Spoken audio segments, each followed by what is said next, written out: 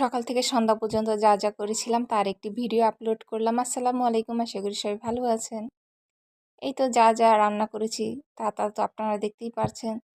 চলুন ফুল ভিডিওটা শেয়ার করা যাক। প্রথমে সকালবেলায় শুরুতে রান্না করেছিলাম, আর ঝাল ঝাল করলে একটু রামেন খেতে মন চেয়েছিল, তাই রান্না করেছিলাম, খেলাম।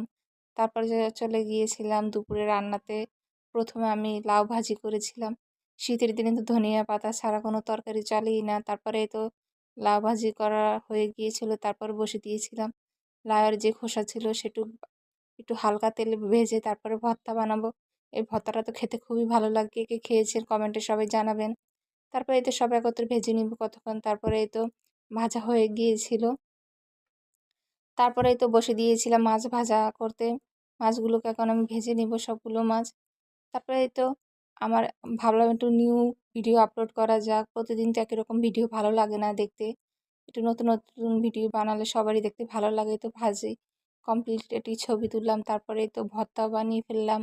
ভর্তাটা খেতে খুবই মজা হয়েছিল, একবার হলেও বানিয়ে খাবেন। তারপরে এই তো ফ্রেঞ্চ ফ্রাই বানিয়েছিলাম, একদম কড়া লাল করে বানিয়েছিলাম। তারপরে এই তো সবাই ভালো থাকবেন, টাটা বাই এভরিওয়ান।